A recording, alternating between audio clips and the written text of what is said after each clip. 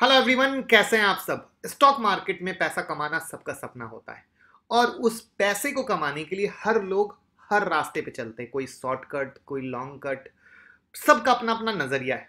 लेकिन मेरा नजरिया है स्टॉक मार्केट एक बिजनेस की तरह है, जिसे बिल्कुल उसकी बारीकियों को अगर हम सीखते हुए करते हैं तो इस स्टॉक मार्केट में लॉन्ग टर्म सरवाइव कर पाते हैं।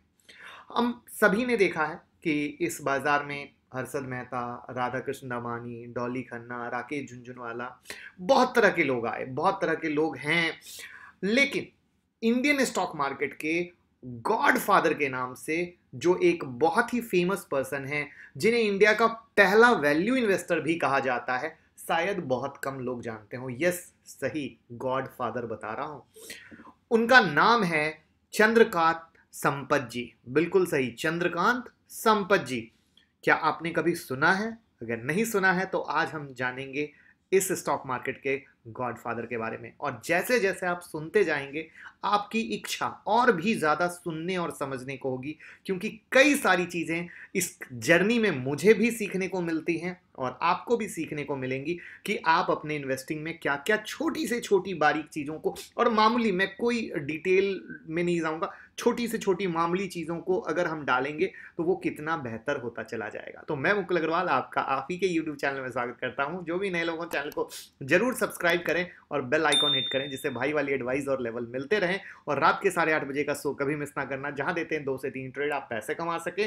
और ट्विटर और टेलीग्राम पे 60-60 हजार से ज्यादा लोग फॉलो कर रहे हैं, आप भी फॉलो कीजिए। सारी ब्रेकिंग न्यूज सबसे पहले आपके पास रहेगी और आपको 10 जगह परेशान नहीं होना पड़ेगा।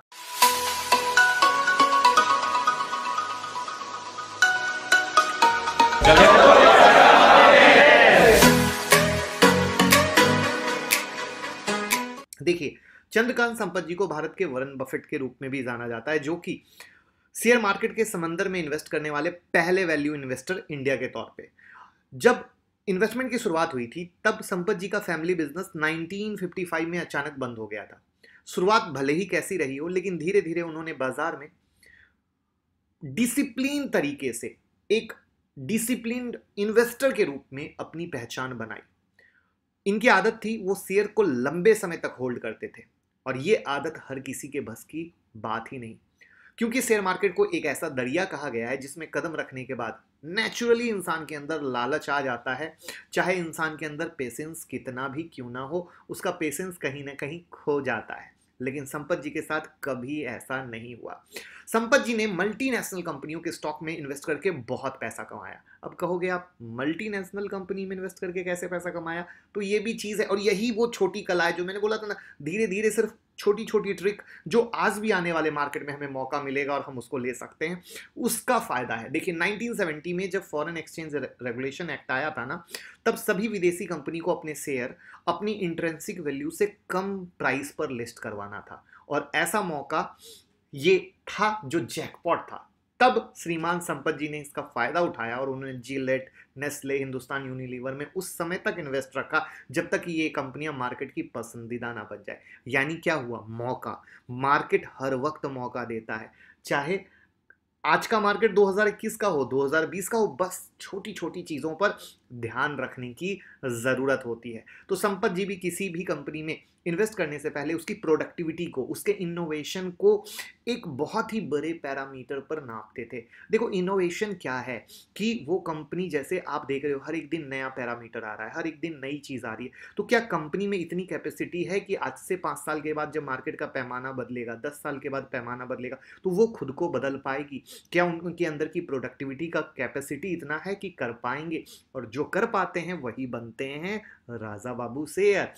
और अगर कंपनी के फंडामेंटल थोड़े भी ऊपर नीचे होते थे तो वो बेचने से कभी नहीं हिचकिचाते थे।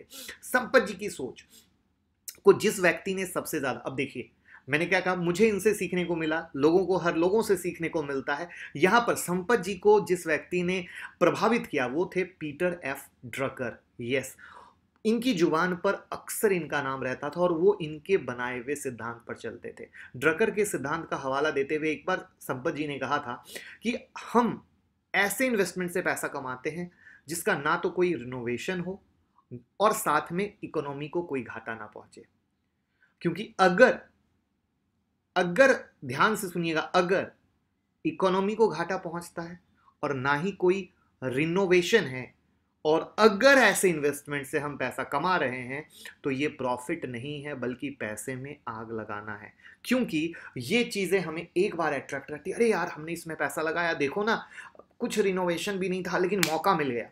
वो हमें लत बनाता है, आदत बनाती है, और वो आदत हमें गलत दिशा में ले जाती है।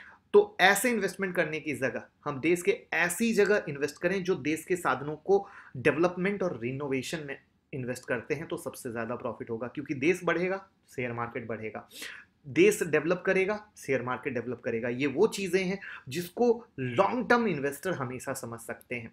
अब शेयर मार्केट में संपत जी की सक्सेस को देखते हुए ये पता चल गया होगा कि वो किसी भी कंपनी में इन्वेस्ट करने से पहले कंपनी के फंडामेंटल को अच्छे से स्टडी करते थे, उसके बाद पैसा लगाते थे।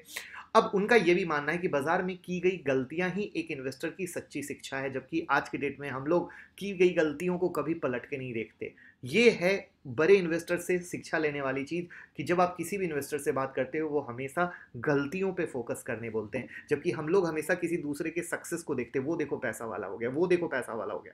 लेकिन किसी की गलतियों को अगर देख के हम सुधर सीखना चालू कर दें तो हमसे बड़ा राजा बाबू कोई नहीं बन सकता है।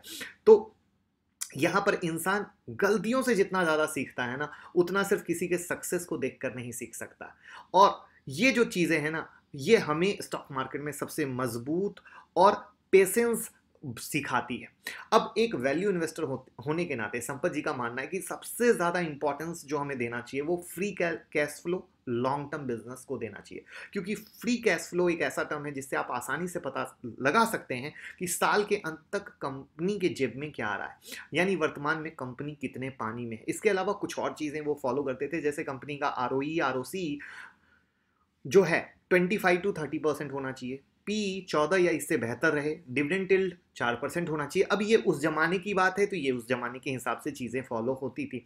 अब कैपिटल एलोकेशन पे उनका कहना है कैपिटल एलोकेशन ही बिजनेस का सबसे इंपॉर्टेंट टर्म है, क्योंकि अल्टीमेटली यह कैपिटल और इनोवेशन का यूज है जो कंपनी को मूल्य देता है, वैल्यू देता है, ना कि मार्केट को। और कंपनी का अगर कैपिटल एलोकेशन ही सही नहीं है तो कई बार आप आज के डेट में भी सुनते होंगे कि कंपनी का एसेट एलोकेशन करेक्ट नहीं है, जिसके कारण इन्वेस्टर उससे दूर हो रहे हैं। ये उसी की चीजें हैं। तो कम से कम इन चीजों पे हमें बहुत ज्यादा फोकस करनी चाहिए। इन्वेस्टर के लिए भी उनकी ये सलाह थी कि हमेशा ऐसी कंपनी में पैसा लगाएं जिनके ऊपर कर्ज ना हो, या हो तो नाम मात्र का हो, क्योंकि कंपनी का मैनेजमेंट अगर मजबूत होगा तो चीजों को पलटने की क्षमता रखेगा। ये चीजें अगर हम ध्यान से फोकस कर लें अपने इन्वेस्टिंग में भी तो बहुत फायदा ले सकते हैं। महंगाई के ऊपर संपत जी का व्यू था कि महंगाई बहुत बड़ा मुद्दा बन चुका है, लेकिन मेरे विचार में कंजूसी महंगाई को पूरी तरह समाप्त कर सकती है। अगर मैं अपनी ही बात करूं तो आज मेरे पास कार नहीं है, मेरे पास मोबाइल नहीं है, ये संपत जी का देखिए ध्यान से कहना है। कहने का मतलब क्या है कि पूरी अर्थव्यवस्था पूरी तरह हमारी बर्बादी पर आधारित है। अगर आप इसे बदलते हैं तो आप खुद को सही कर पाएंगे। यानी एक लोग का अपना अपना नजरिया है कि सक्सेसफुल इन्वेस्टर होने के बाद भी, जैसे उनका कहना था कि मेरे पास कार नहीं है या मोबाइल नहीं है, वो एक पॉइंट ऑफ व्यू है। एक सक्सेस इन्वेस्टर बनने के लिए हर इंसान को खुली आंखों से सपने देखने होंगे, लेकिन उन्हीं सपनों को साकार करने के लिए हर वक्त आपको चौकन्ना रहने की जरूरत है। खासकर मुश्किल समय में सबसे ज्यादा, जैसे आप कार ड्राइव कर रहे हो तो आप एकदम चौकन्ना रहते हो, क्योंकि आप जरूर सही चला रहे हो लेकिन बगल वाली कार कब आपको आके धक्का मार जाए कोई नहीं जानता है। और सिर्फ सपने देखने से काम नहीं चलता है, उसको सच्चाई का रूप भी देना पड़ता है और उसके लिए बहुत हार्ड वर्क करना पड़ता है। ना कि सिर्फ दूसरा पैसा कमा रहा है इसकी तरफ नजर डाले, बल्कि दूसरा उस पैसे को कमाने के लिए कितनी मेहनत कर रहा है उस चीज के पीछे हमें नजर डालनी चाहिए। भेड़ चाल जो एक मनुष्य का स्वभाव है उससे हटके रहिए, भेड़ चाल में मत चलिए, क्योंकि भेड़ चाल हमेशा इंसान को बर्बाद कर देती है। भेड़ चाल मार्केट ऊपर है तो ऊपर है, नीचे है तो नीचे है, तो उस कंडीशन में आप कभी एक सही और सच्चे इन्वेस्टर नहीं बन सकते हैं। वहां पे आप सिर्फ भीड़ के पीछे चले जाएंगे। और साथ में सपने पूरे करने हैं तो आपको डिसिप्लिन की जरूरत है, आपको मार्केट में होने वाले बदलाव के लिए जरूरत है, क्योंकि मार्केट हर समय वक्त के साथ अपनी स्ट्रेटजी बदलता है, अपनी दिशा बदलता है, अपने विचार बदलता है। एक ही विचार पे मार्केट कभी नहीं रहता है।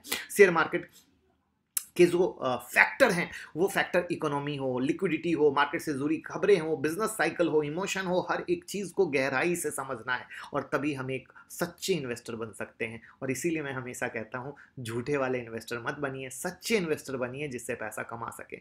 अब वैल्यूएशन की तरफ बढ़ते हुए संपत जी का कहना है कि मैं वैल्यूएशन में विश्वास नहीं करता, मैं जिन कंपनियों में इन्वेस्ट करता हूँ उसके लिए एक सोच मेरे लिए ज़रूरी है, एक विचार ज़रूरी है।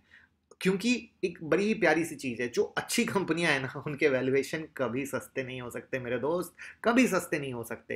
क्योंकि अच्छी कंपनियां एक तो ग्रोथ कर रही हैं और ऊपर से वो इतने फ्यूचरिस्टिक प्लान के साथ कर रही हैं कि मार्केट भी गिरता है ना, गिरने के बाद भी उसकी वैल्यूएशन हमेशा हाई पे ही रहती है और इस चीज़ को आप देख सकते हो। तो ये थी एक छोटी सी मोटिवेशन और उनके ट्रेडिंग के स्ट्रेटजी की कहानी की किस तरीके से चंद्रकांत संपत जी जिन्हें इंडिया के जाने माने कई सारे इन्वेस्टर को इंस्पायर किया, जो उन्हें गुरु के तौर पे मानते थे।